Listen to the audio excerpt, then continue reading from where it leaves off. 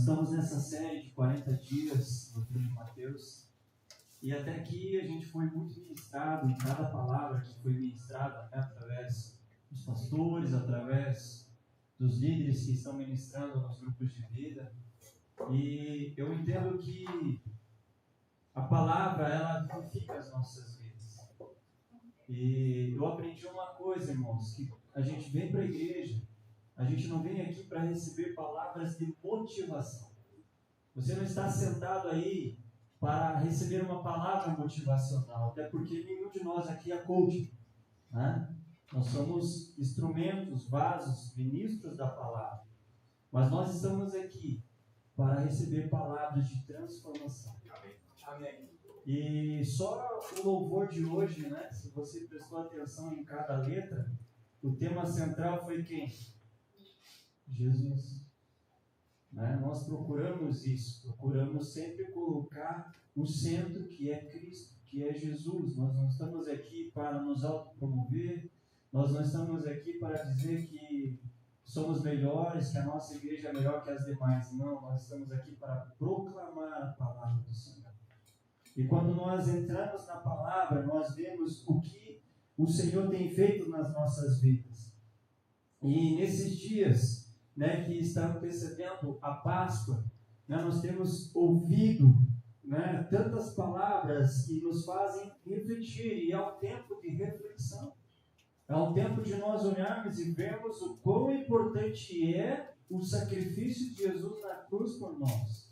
Né? São momentos importantes na história que mudaram a nossa.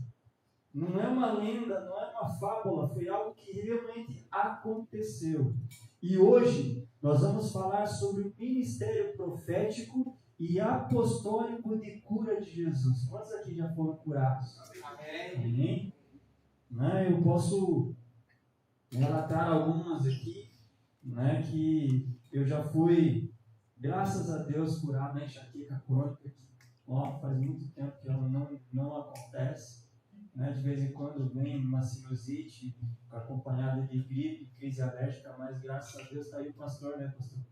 Eu lembro de uma vez que o pastor foi me visitar em casa, eu estava mais de 3 dias já que não conseguia levantar da cama por conta dessa crise de enxaqueca que me dava. Mas foi uma das coisas da qual fui curado também dos meus ouvidos, né? Do tímpano furado, já contei esse testemunho na igreja também. Então, esse processo que nós vivemos em Cristo é para trazer cura física, mas também a cura emocional, sentimental, mental das nossas vidas. É para trazer vida àquilo que estava morto.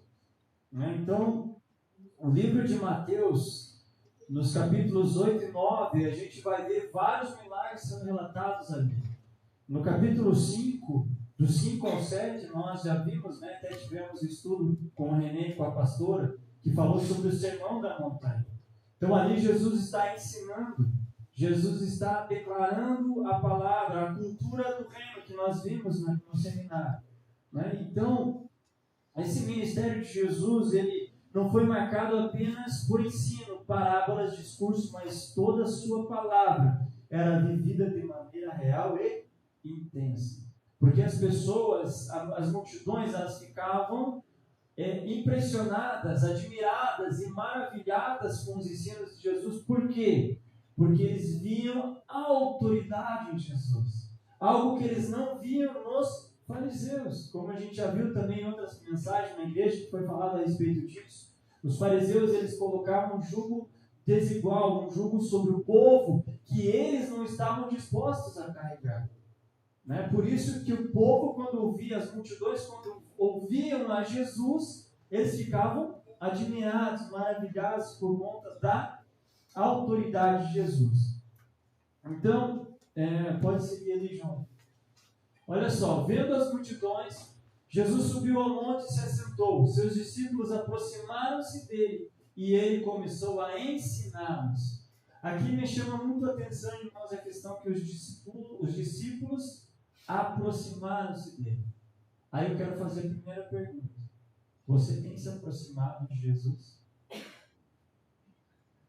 Porque nesse momento a palavra está dizendo que os discípulos se aproximaram de Jesus. Por quê? Porque eles queriam ouvir. Eles queriam ser ensinados por Cristo. E muitas vezes nós não estamos fazendo isso aqui, nós não estamos nos aproximando dele. Ao invés de nós nos achegarmos a Jesus, nos achegarmos a Cristo, nos diversos momentos do nosso dia, nós fazemos completamente o contrário, nós nos afastamos. Deixamos a rotina, deixamos os afazeres, né? E eu tenho um hábito já, que é levantar ou no café da manhã, ou quando eu entro no meu carro para trabalhar, eu dou um bom dia para Jesus, eu dou um bom dia para o Espírito Santo, eu dou um bom dia para Deus Pai. E ali eu começo a fazer uma oração, entregar no meu dia, me colocar na presença dele. Por quê? Porque isso é importante. Né? E aí eu sempre tenho comigo a palavra que Jesus disse: sem mim, nada podeis fazer. Ou seja, olha o que Jesus está dizendo: sem mim, nada. O que é nada em grego? Nada. O que é nada em hebraico? Nada. O que é nada em português? Nada. Então isso significa que realmente eu preciso trazer Jesus para tudo aquilo que eu vou fazer no meu dia. Porque é importante, quando a gente tem esse entendimento a respeito de Jesus, que é algo profético que ele traz para as nossas vidas, que é algo que vem para trazer cura, ele também quer levar as nossas vidas, a cada um de nós, a levarmos cura para outras pessoas. Como a gente vai ver durante essa ministração. E aí nós vemos então na sequência, né, que assim que Jesus desce do monte ali, né, em Mateus 8 e 9, ele desceu do monte para realizar o quê? Milagres. Irmãos, eu não sei se vocês têm essa leitura aí, né, talvez quem é mais antigo, né, os ratos de igreja que a gente chama, né, aí, mas eu lembro na minha infância, pessoas que iam com muletas para a igreja e as muletas ficavam. Eu lembro de uma sala que tinha muletas, que tinha cadeira de rodas. Eu vi, irmãos, literalmente pessoas vomitando câncer em vários cultos de curas e milagres. E às vezes eu pego, Senhor, por que isso não tem acontecido no nosso meio hoje? E uma das respostas é que não que não seja importante, irmãos. A medicina ela é importante, está lá. Né? Jesus mesmo, tem um versículo que ele fala ali para os fariseus que estão questionando ele fala, os médicos são para quem? Para os doentes, não são para os sãos. Né? Mas, hoje, infelizmente, nós não estamos mais depositando a fé genuína no que Jesus pode fazer. Ele pode operar os mesmos milagres que ele operou no passado. Ele pode operar na minha vida e na sua vida, e nós precisamos entender isso, que ele é poderoso e continua sendo. Se não fala em Hebreus 3:8 vai dizer que Jesus Cristo é o mesmo ontem, hoje e eternamente. Ele é o mesmo, ele não muda, irmãos. Então, entender que ele quer operar esses milagres, mas muitas vezes nós nos amedrontamos. Quantos aqui já sentiram medo, uma oportunidade de orar por alguém? Eu lembro que algumas oportunidades de orar e por cura, né, nós temos esse hábito também no grupo de vida, de orar por aqueles que precisam de uma oração, que estão enfermos, que estão doentes. Né? Podemos ouvir testemunhos de que pessoas foram curadas através da oração.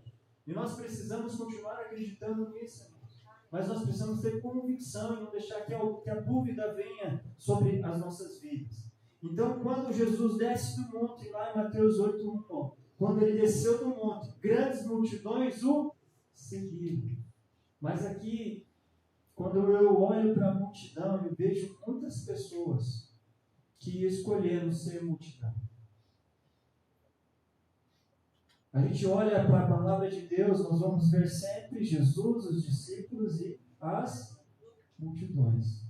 Só que muitos daqui, não vamos generalizar, mas pelo menos a grande maioria ia a Cristo por quê? Por conta das curas. É só pegar o exemplo, né? A gente já falou no grupo de vida, dos 10 leprosos. Dos 10, apenas um voltou para agradecer. E os outros 9? Jesus não sabia que eles seriam ingratos? Claro que sabia, mas mesmo assim ele curou. Né? E esse entendimento de que as multidões, elas buscam isso, elas apenas seguem, mas elas não querem pagar o preço de estar com Jesus, de se aproximar, assim como os discípulos fizeram. Então, tendo encerrado esse primeiro dos 5 grandes discursos de Jesus, Mateus, ele reinicia a narrativa. O trecho de Mateus 8, do 1 ao 9, versículo 34, consiste de 3 grupos de milagres. Nessas sessões históricas, Jesus demonstra o seu poder e autoridade por meio de obras inegáveis. Irmãos, uma coisa é certa, não temos como negar as obras de Jesus. É só olhar para nós. Quem éramos e quem somos. E ainda o que Ele quer fazer e nos tornar, né? Porque a palavra de Deus diz, aquele que começou a boa obra, Ele é fiel para terminar, para cumprir.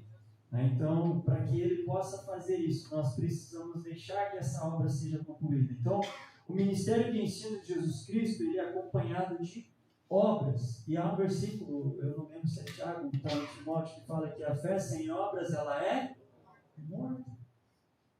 Então, se eu não sou capaz de colocar em prática isso, né, ela vai ser morta. É só olhar para aquele menino, uma grande multidão, os discípulos perguntando, Senhor, como que a gente vai alimentar essa multidão? De repente aparece tem um menino ali que está com 5 pães e 2 peixinhos. Gente, poderia ser o alimento da semana da família dele. Não sabemos, né? A gente só conjectura, a gente pode ter várias linhas de pensamentos aí. Mas ele decidiu o quê? Dividir. Em nenhum momento a Bíblia diz que ele pensou, né, ele simplesmente entregou. E o que aconteceu? A multiplicação dos pães e dos peixes. E depois no final, faltou? Não, sobrou. Então, olhar para esses milagres dos ensinamentos de Jesus, ele sempre está acompanhado de milagre. E é por isso que eu e você precisamos viver isso. Então, pelo impacto do ministério de Jesus, o ministério apostólico de cura de Jesus, ele causou no tempo dele algo que gerou alvoroço. E as multidões cada vez mais buscando ouvir Jesus, ali pelos milagres de Jesus.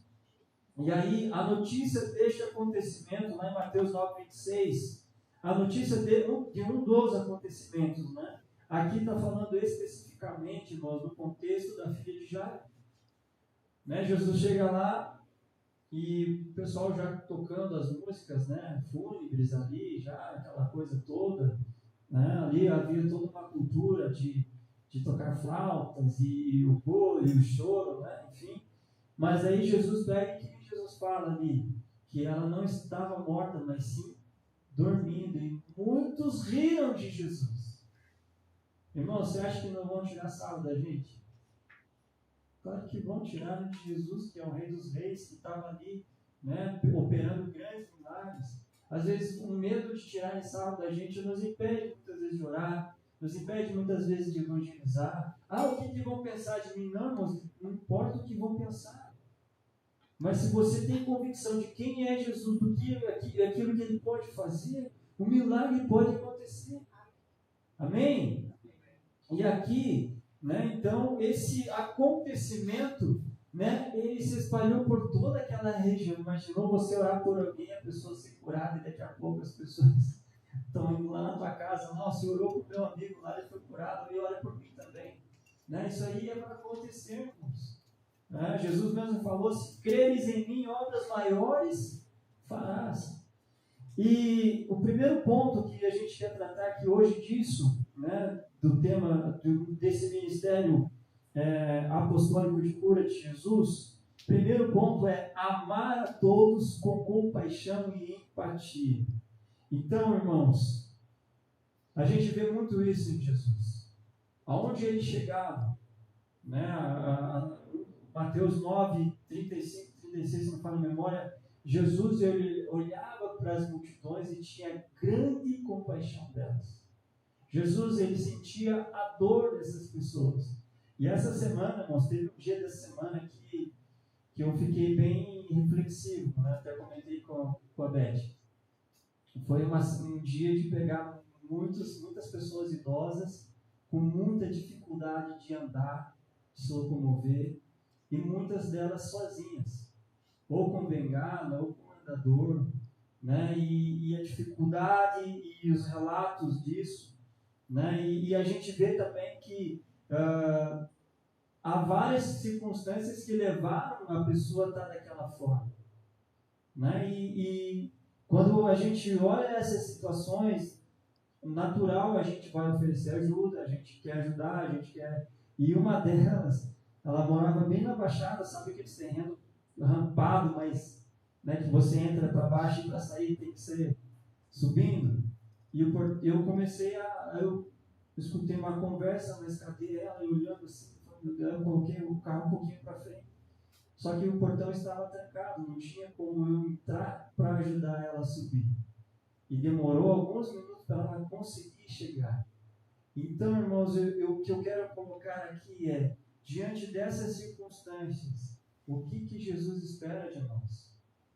Principalmente aqui, compaixão e empatia, nós nos colocarmos no lugar das pessoas, mas hoje, infelizmente, muitos não querem fazer isso. Nós queremos olhar para o nosso próprio umbigo, nós queremos olhar para o nosso problema, para a nossa dificuldade, e não estamos, de fato, olhando para essas pessoas com compaixão e empatia. Olha o que diz a palavra de Deus, Mateus 8, 2 e 3. Um leproso, aproximando-se, adorou de joelhos e disse: Senhor, se quiseres, podes purificar-me. Jesus estendeu a mão, tocou nele e disse: Quero, seja purificado. Imediatamente ele foi purificado da lepra. Então, aqui, né, é um milagre que Jesus opera na vida de um homem que, socialmente falando, né, na cultura da época, os leprosos eles tinham que viver completamente isolados. Eles não tinham vida social. Né? Só olhar para eles, né, o tipo de roupa que eles vestiam, já denunciava o que eles eram. E como a lepra ali era algo perigoso, até né, tem uma expressão, algo no significado da lepra, realmente é algo nojento, algo que né, é perigoso também, porque era altamente contagioso. Né? Então, essas pessoas, elas não poderiam, elas até poderiam estar dentro das cidades ali, mas elas não podiam chegar perto de outras pessoas. Já imaginou você numa situação dessa? Não poder conversar com ninguém, você andar sempre de longe, as pessoas, você não poder sentar numa mesa para comer com alguém, acompanhado de outra pessoa, a não ser que tivesse com outro leproso, assim como teve os 10, né, ali. Mas a palavra, ela traduzida, ela significava literalmente uma moléstia cutânea muito desagradável, né? E trazendo para os dias de hoje, né? Assim como nós temos o exemplo de Naamã também, né? Que era oficial ali do rei, mas ele era, porém, leproso. Às vezes nós temos algum tipo de lepra que é desagradável. Talvez lá dentro do nosso coração, talvez quando ninguém está te vendo, está nos vendo, né? Algo que faz com que isso te isole de certa forma da sociedade. Às vezes causa até vergonha. Mas o que esse leproso, mesmo diante dessa situação, o que ele fez? Ele se aproximou. Ele fez igualzinho os discípulos. Mesmo diante dessa condição dele, ele se aproximou, ele se ajoelhou e adorou. E muitas vezes nós, no nosso orgulho, na nossa dureza de coração, nós não fazemos isso. Nós não reconhecemos Jesus, nós não queremos nos dobrar, nos ajoelhar, nos humilhar diante do Senhor. E olha só, você acha que esse leproso estava onde? Provavelmente ele estava perto, ali no Sermão do Monte.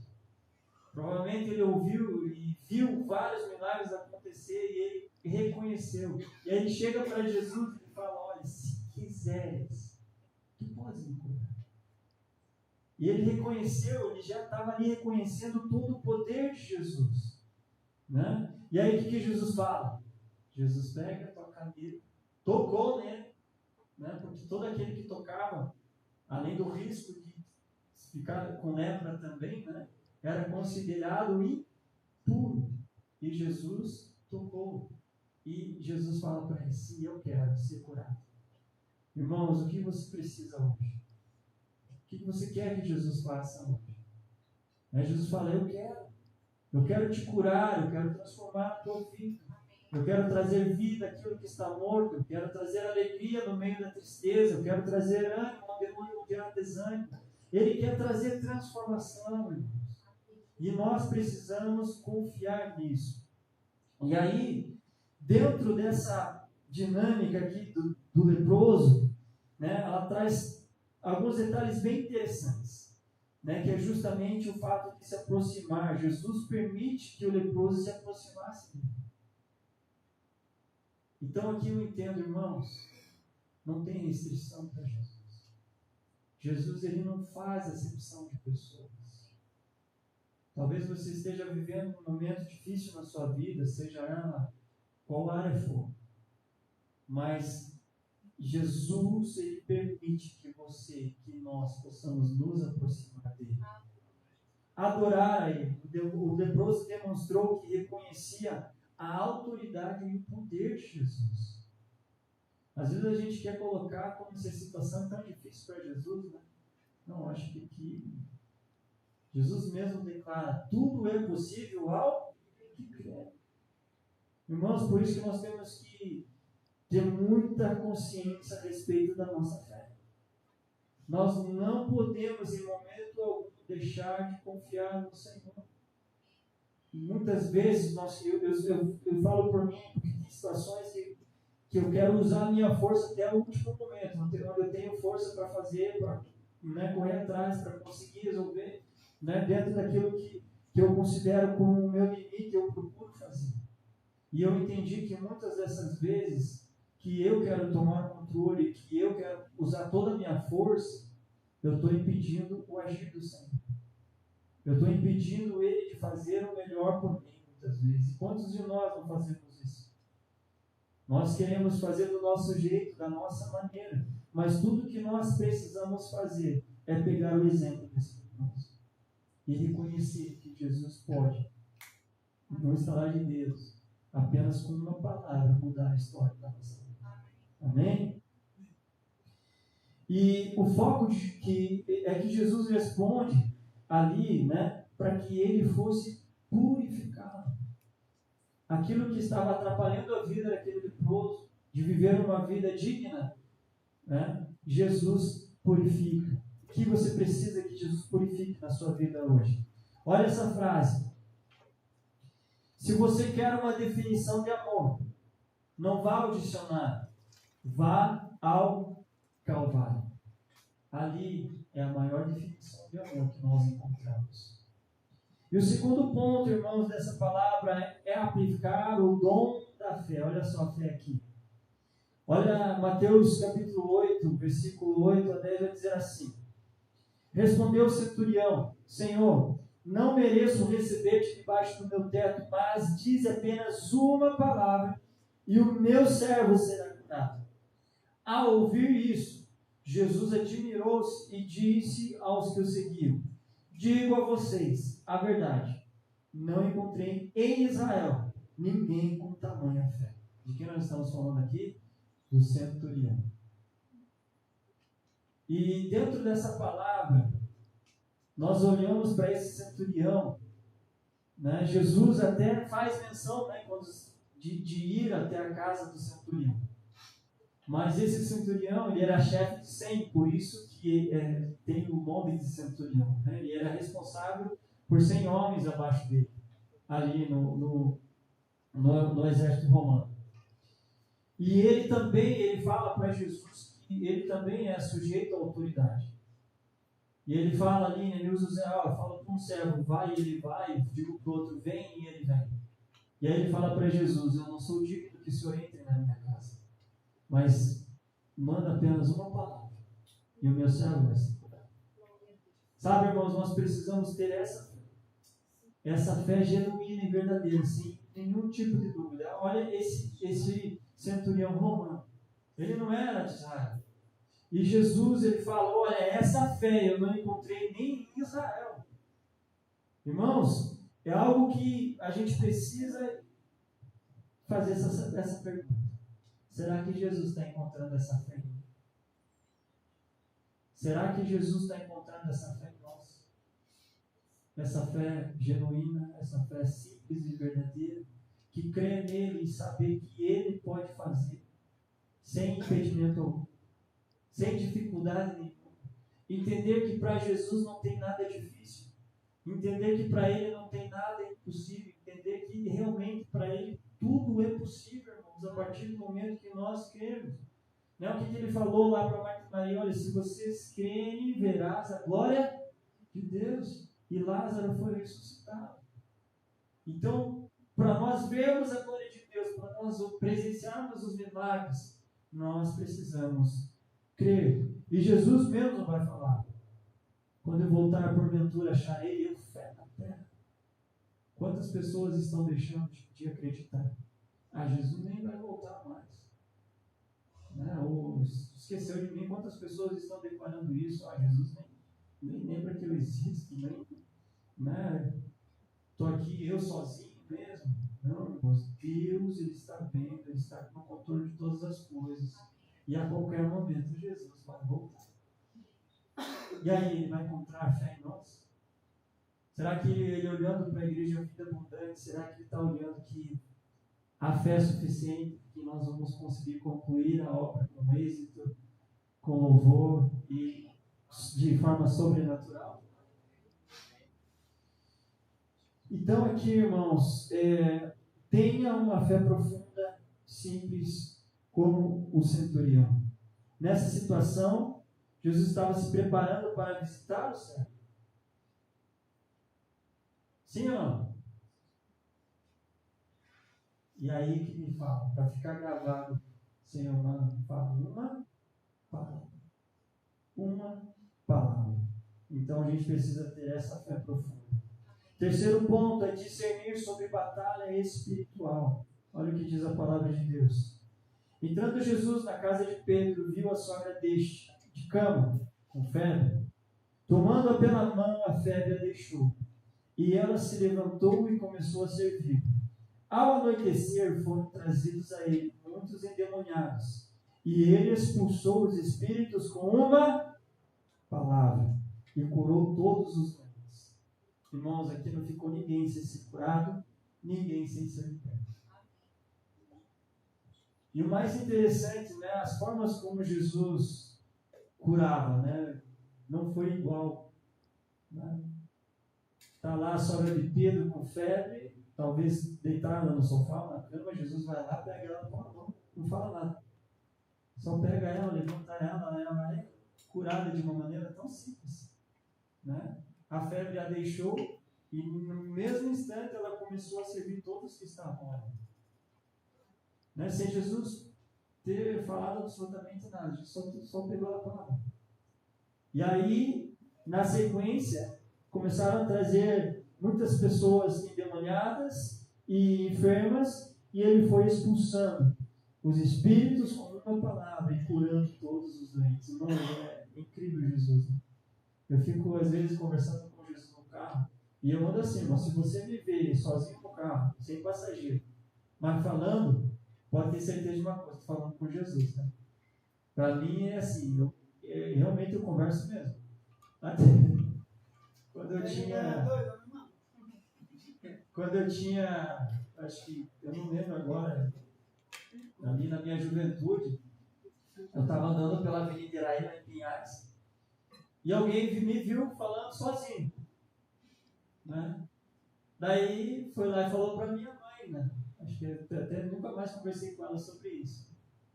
Aí essa pessoa chegou e falou para minha mãe o seguinte: olha, Eliane, eu acho que você tem que levar o Anderson no psicólogo. Por quê? Eu passei lá na vida, estava caminhando na Vendiraí lá e estava falando sozinho. Né? Eu falei: ué, mas a gente aprende ouvindo, né? Cresce ouvindo falar de Jesus, que ele é uma pessoa, que ele está ali, que o Espírito Santo está ali, que a gente pode conversar com ele. O que eu fiz? Estava falando com Jesus, é claro. Né? E aí que está, irmãos, às vezes a gente tem vergonha, tem medo, tem receio do que vão pensar, não achar que eu estou louco, vão achar que eu preciso ir para um psicólogo, um psiquiatra. Não que seja ruim, né? Mas é falar com Ele nesses momentos. É reconhecer o poder dele nesses momentos. O que Ele diz? Eis que estou convosco todos os dias, até a consumação dos séculos. Irmãos, isso é maravilhoso, é saber que você não está sozinho. É saber que os olhos dele estão nos alcançando, se a gente está no centro, ele está longe, se está em casa, está no banheiro, está no quarto, não importa. Né? E ali ele está nos contemplando, e ele está disposto a nos ajudar. Então, aqui nós vemos duas formas de Jesus operando. A forma simples, quando ele cura a sogra de Pedro, e a forma sobrenatural, quando ele começa a expulsar os demônios com uma palavra. Irmãos, os demônios, eles, em outra passagem, né, eles falam, né, ali eles sabiam quem era Jesus, eles sabiam quem era Paulo, né, ali quando outros homens tentam expulsar demônios de determinadas pessoas e não conseguem, né, e os demônios reconhecem a autoridade de Jesus, eles sabem, né, eles estremecem diante do nome de Jesus, diante do Senhor. E a gente pode ver em outras passagens também exemplos de como Jesus declarava a palavra e os demônios, né, na passagem lá do demoniado gadareno, o que a legião fala para Jesus? Então manda, olha só, manda que a gente vá para os portos. E aí Jesus dá, né, o alvará para que eles fossem para os portos, mas primeiro eles tinham esse entendimento, a hierarquia, que não há nenhum nome sobre o nome de Jesus. Amém? Estamos envolvidos numa batalha espiritual. Ter consciência disso mudará a sua atitude e posicionamento diante dessa realidade. Irmãos, a batalha espiritual é constante. Às vezes a gente quer paz, a gente quer tranquilidade, a gente não quer sofrer, a gente não quer ter dificuldade. Mas entender que nós vivemos uma constante batalha espiritual, que o mundo, né, o mundo que é invisível, que nós sabemos que existe, ele vem para nos atacar, ele vem para gerar opressão, muitas vezes para gerar enfermidades, doenças, nos distrair. Entender isso, né, que essa batalha ela é real, já nos faz olhar e ter uma posição diferente em relação às circunstâncias e situações que vêm sobre as nossas vidas. É muito importante ter esse discernimento do que está acontecendo, né, do que está por trás disso.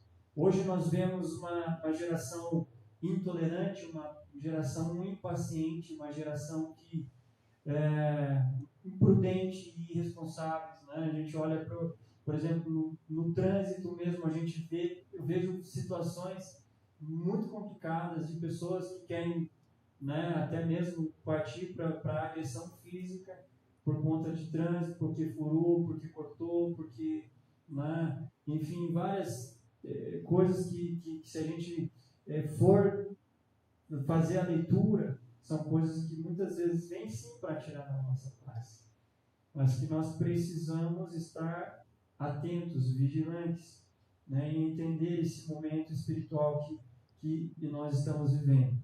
O quarto ponto é receber o poder de Jesus. Mateus capítulo 8, verso 24 e 27 vai dizer assim: de repente uma violenta tempestade abateu-se sobre o mar, de forma que as ondas inundavam o barco. Jesus, porém, dormia. Os discípulos foram acordá-lo, clamando: Senhor, salva-nos, vamos morrer. Ele perguntou: por que vocês estão com tanto medo, homens de pequena fé? Então ele se levantou, repreendeu os ventos e o mar, e fez-se completa bonança. Os homens ficaram perplexos e perguntaram: quem é este, que até os ventos e o mar lhe obedecem? Quantas tempestades aí estamos vivendo nesses dias? De repente está vivendo uma tempestade financeira, na saúde, no trabalho, na vida profissional, no casamento, na família. Talvez uma injustiça, não sei, algo que se levantou contra você. E nesse momento aqui, realmente se levantou fortes ventos, as ondas, né, estavam inundando o barco e Jesus estava ali, tranquilo, dormindo, né, em paz. Já parou para tentar imaginar essa cena? É doido, né? Como que Jesus... Mas também Jesus poderia estar cansado naquele momento. Olha quantos milagres ele vinha operando, olha quantas coisas ele vinha fazendo. Né? Jesus com certeza também estava cansado. Né? Fadigado, talvez de um dia cheio, de um dia de muitos milagres que foram feitos, né, ali. Pode ser que Jesus estava cansado também, né, dormindo, de repente um sono pesado, não sabemos. Mas o que nós sabemos é que os discípulos estavam apavorados por conta da tempestade. E quantas tempestades nós vivemos que nos fazem ter medo? Será que vamos conseguir? Será que vamos conseguir passar por esse momento? Será que vamos vencer? Aí vem a dúvida. Só que nós temos, irmãos, que levar todo o pensamento cativo à obediência a Cristo. E aí Jesus vem e fala: homens de pequena fé. É preciso avaliar a nossa fé. Até que ponto a nossa fé vai? Talvez, né, a gente olha e acha que o nosso problema é o maior.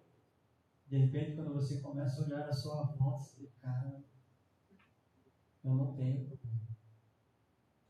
Né? Você começa a olhar outras realidades, outras situações, ver pessoas que sofrendo muita injustiça, mas entender que aqui Jesus, mesma coisa, ele dá uma ordem, né? Ele fala: quieta-te, vento, né? Acalma-te.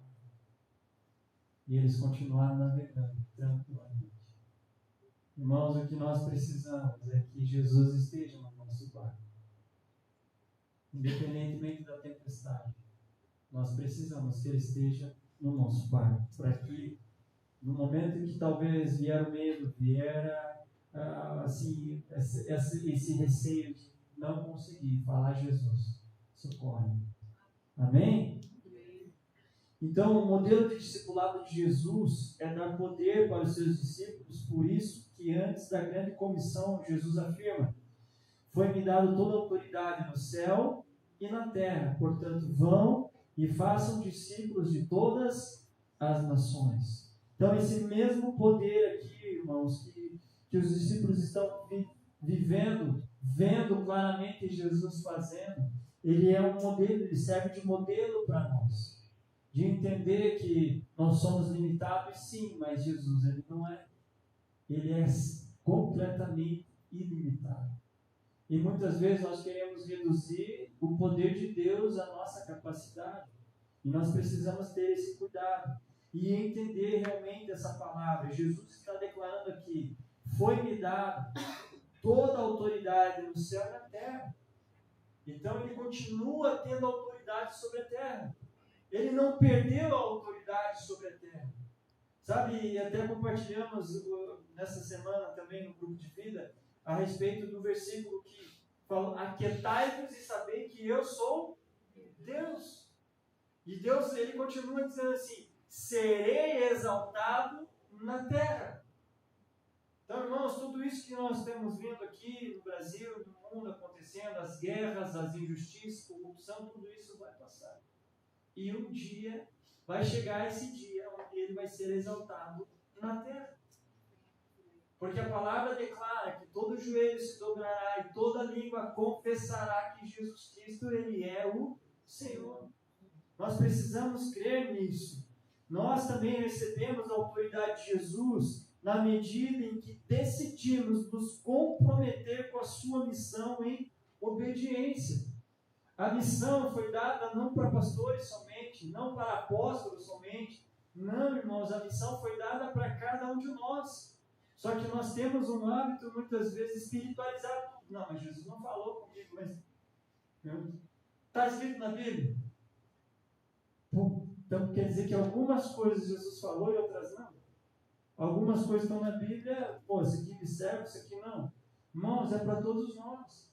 É onde nós estamos, é onde você está. Se você está diante de uma oportunidade, né? A palavra de Deus diz que a criação clama pela manifestação dos filhos de quem? Das trevas. Os filhos de Deus. E quem são os filhos de Deus? Todo aquele que crê que Jesus é o Senhor, que é o Filho, que confessar Jesus, né? E que crê nele. João está dizendo isso.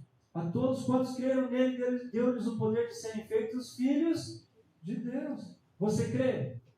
Então você é filho, a missão é para você. Você acaba de ser alistado. Se você não sabia, está sabendo agora. Que você, a partir do momento que você decidiu crer em Jesus, você se alistou para esse exército. Que vai evangelizar, que vai levar a palavra, que vai orar. Irmãos, não precisa ser. Às vezes a gente acha que tem que ser uma oração. Eu lembro de uma situação que vivi como família. E a gente passou por 2 perdas por conta de câncer. E nessa última, alguém chegou e falou: faz uma oração forte lá. Já ouviu essa expressão? Peraí, oração forte, como isso? Ele entendeu qual é o conceito de uma oração forte. Irmãos, oração é oração. Forte é aquele a quem nós fazemos a oração. Amém? É Ele, não se trata de nós, não se trata, não se trata de a quem você está orando e a quem você está clamando. Ele tem todo o poder no céu e na terra. Ele tem toda a autoridade no céu e na terra. Então, essa autoridade de Jesus, ela vem à medida do nosso comprometimento. Nos comprometer com a obra do Senhor. Nós precisamos estar comprometidos. Amém? Quinto ponto é entender que é um chamado para todos os filhos. Olha o que diz Mateus 9, do 9 ao 13. Saindo Jesus viu um homem chamado Mateus, sentado na coleteria, e disse-lhe: siga-me. Mateus, levantando-se, e o seguiu. Estando Jesus em casa, foram comer com ele e seus discípulos muitos publicanos e pecadores. Vendo isso, os fariseus perguntaram aos discípulos dele: por que o mestre de vocês come com publicanos e pecadores? Ouvindo isso, Jesus disse: não são os que têm saúde que precisam de médico, mas sim os doentes. Vão aprender o que significa isso. Desejo misericórdia, não sacrifícios.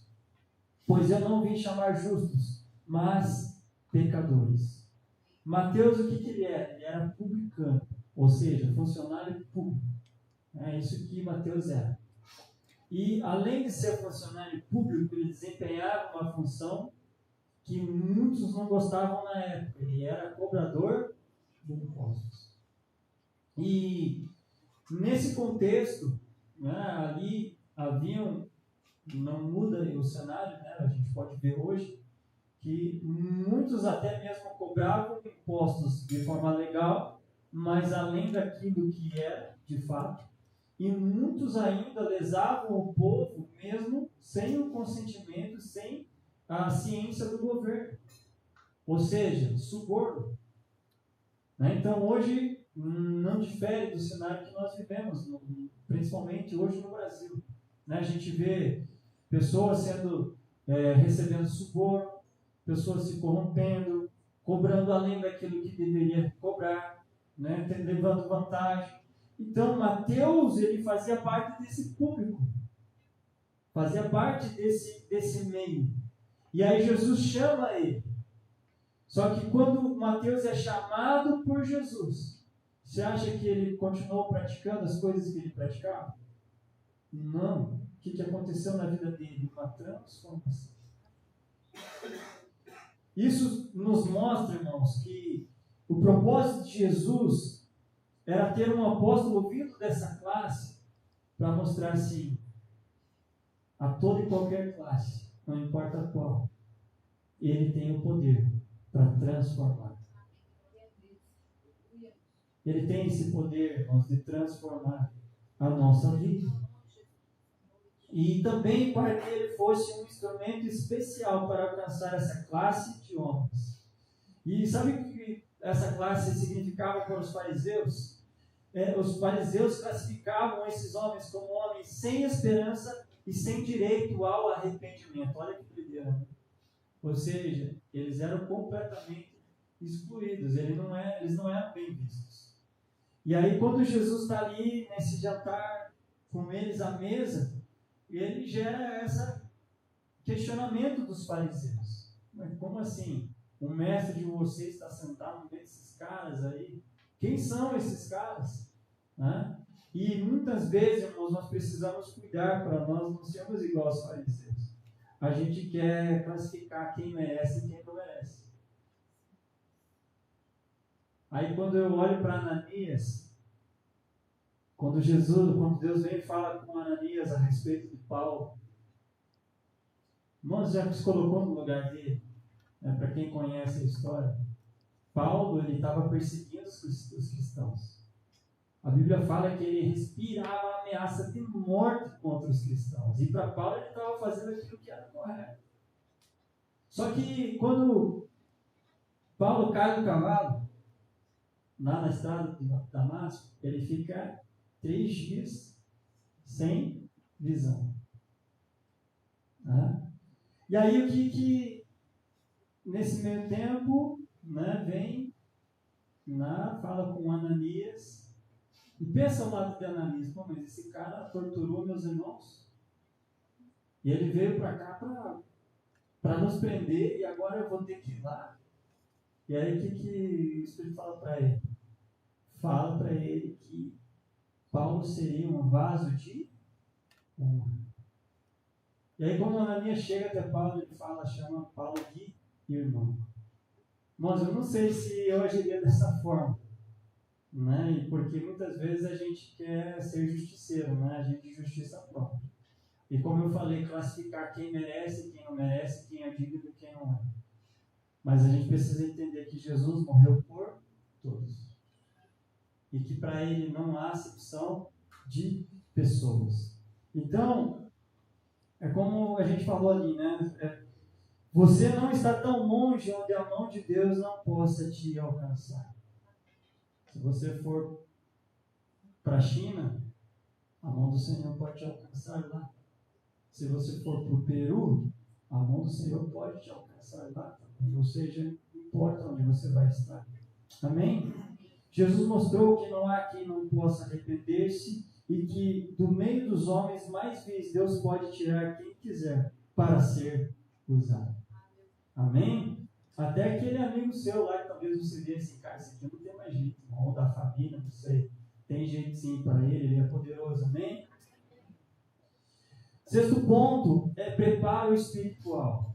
Aqui há uma discussão a respeito dos... Não vamos ler inteiro a passagem, mas aqui, né, Mateus 9, 14 e 17 vai falar a respeito de homens que chegam e perguntam, né, para Jesus por que os discípulos de Jesus não jejuavam.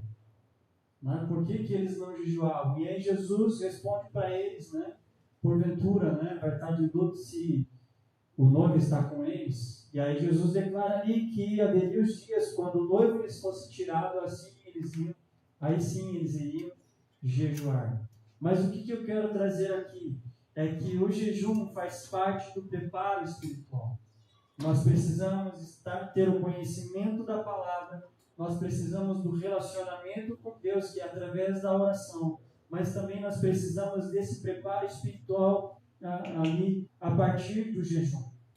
É interessante como Jesus Cristo ele trata a questão da hipocrisia, onde os líderes religiosos faziam o jejum como uma forma de ostentação. Né? Lembra aí algumas palavras atrás do grupo de vida? Que foi falado a respeito do secreto.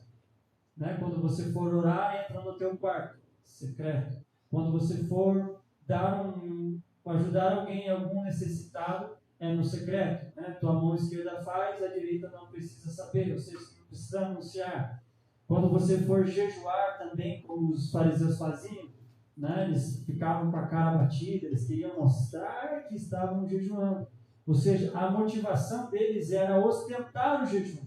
Só que o jejum não é para ostentar. o jejum é justamente para trazer santificação, para trazer edificação, e sim, para a gente fazer um momento de morrer algo terreno, ou a gente deixa de nos alimentar de algo terreno, para nos alimentar de algo que vem do céu, que vem da palavra de Deus para a nossa vida. Então, a gente tem que entender isso, que para eles naquele momento, não era um ato de fé, de busca real por Deus, mas era para dizer, estou jejuando. Né? E Jesus orienta, quando você for jejuar lá no teu rosto, né? Você não precisa falar que está jejuando. Então, irmãos, é algo que a gente precisa. E olha o que acontecia. Isso já acontecia lá no Antigo Testamento. Isaías 58:4. Olha que o profeta Isaías diz aqui: seu jejum termina em discussão e rixa, e em brigas de socos brutais.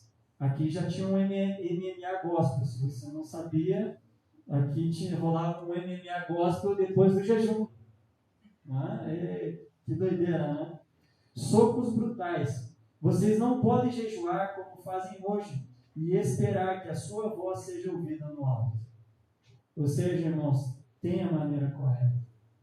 Talvez você não saiu socando seu irmão, socando seu parente, seu familiar lá.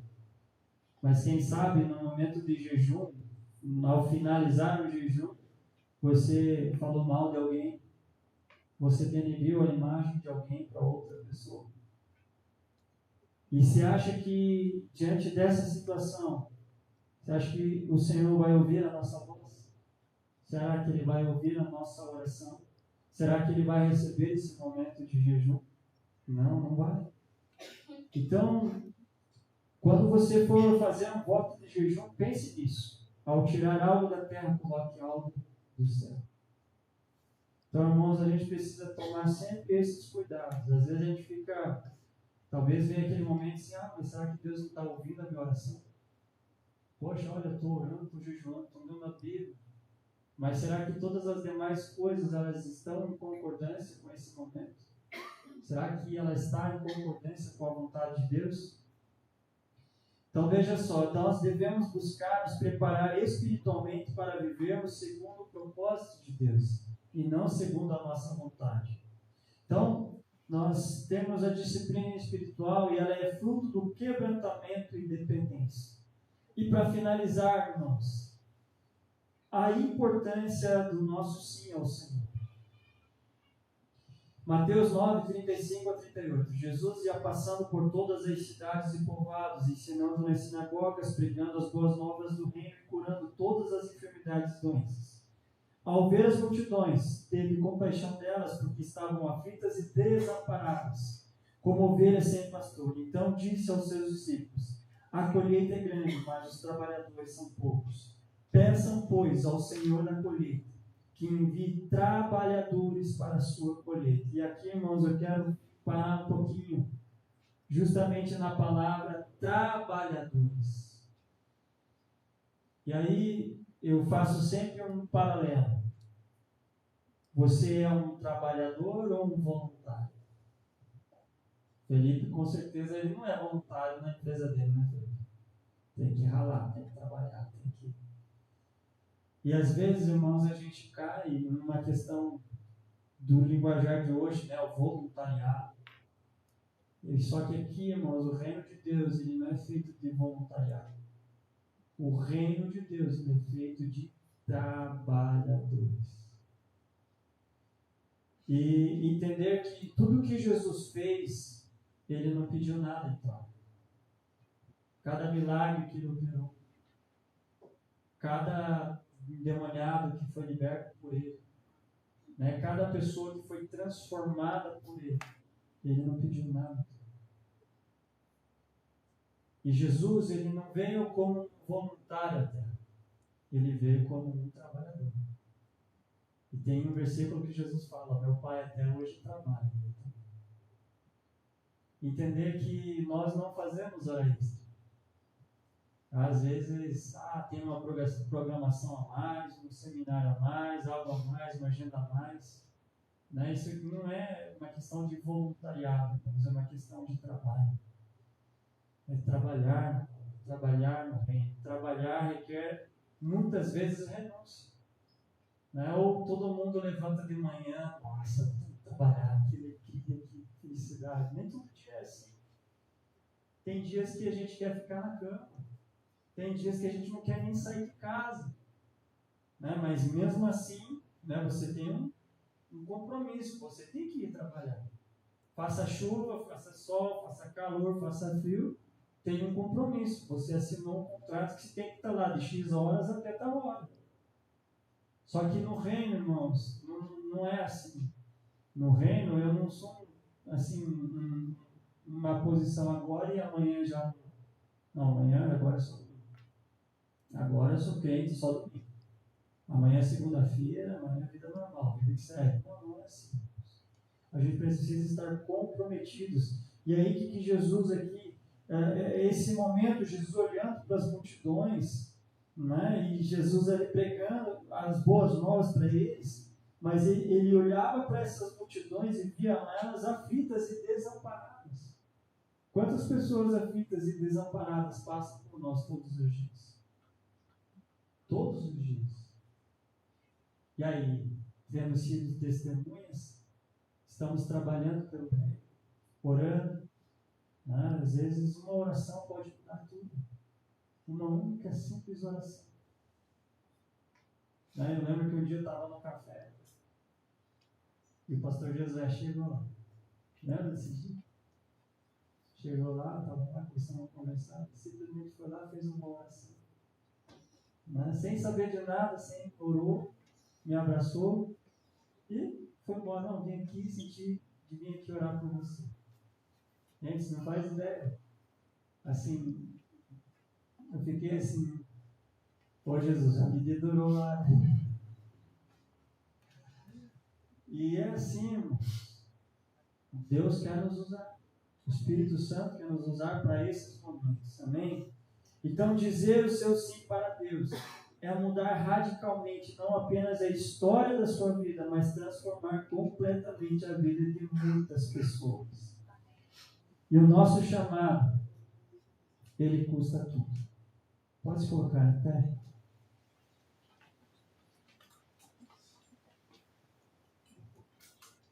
E aí Marcos 6, 12, 13 vai dizer assim: eles saíram e pregaram ao povo que se arrependesse. Expulsavam muitos demônios, ungiam muitos doentes com óleo e os curavam. Eles quem saíram? Os discípulos. Não foi a multidão.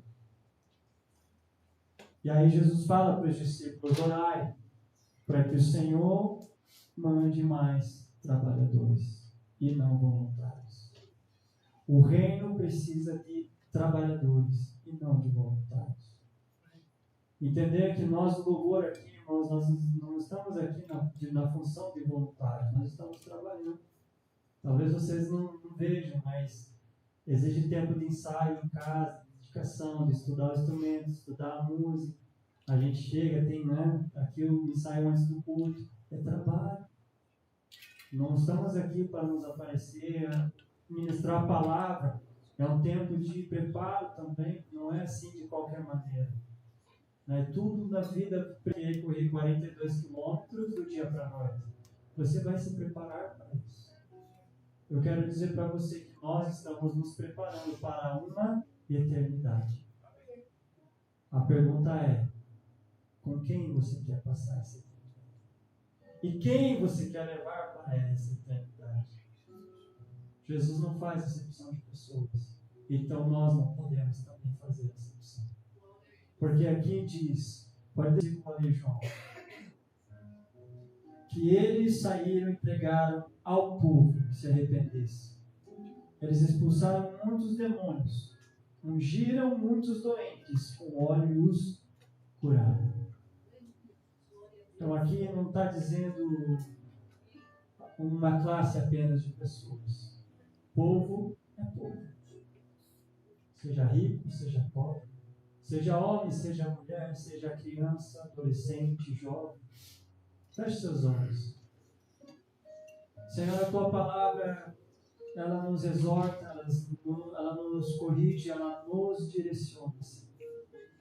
E hoje, diante dessa palavra que o Senhor tem ministrado aos nossos corações, através do ministério, Senhor, apostólico e profético de cura de Jesus, que nós possamos nos revestir, Senhor, desses exemplos e proferir, Senhor, e perseguir isso, essa Tua vontade, Senhor, de que outras pessoas sejam alcançadas através da nossa vida. Senhor, eu quero orar aqui por ousadia, eu quero orar aqui por coragem, Senhor, de autoridade, Senhor, sobre cada irmão e irmã aqui, Senhor, para pregar a Tua palavra a toda criatura, Senhor. Senhor, eu oro para que o medo seja subjugado, Senhor. Em nome do Senhor Jesus, nós não queremos ser dominados pelo medo, mas nós queremos ser cheios do Espírito Santo para proclamar a Tua palavra com ousadia, com coragem, Senhor. Ó Pai, vendo, Senhor, o poder do Teu Espírito Santo agir. Não, Senhor, que se trate de nós, mas que se trata do Teu poder através. Entender, Jesus, que o Senhor tem todo o poder no céu e na terra, e que não há nada difícil para o Senhor, que não há nada impossível para o Senhor, mas a partir do momento que nós cremos no Teu poder, cremos na Tua autoridade, grandes coisas veremos, Senhor, através da nossa fé, através da ousadia e da coragem de ministrar a Tua palavra a toda criatura, em nome do Senhor Jesus. Amém. Amém, irmãos? Poder estar assentados, que você possa sair daqui fazendo isso, pregando a palavra, curando os enfermos, né, e crendo que obras maiores vamos viver, em nome de Jesus.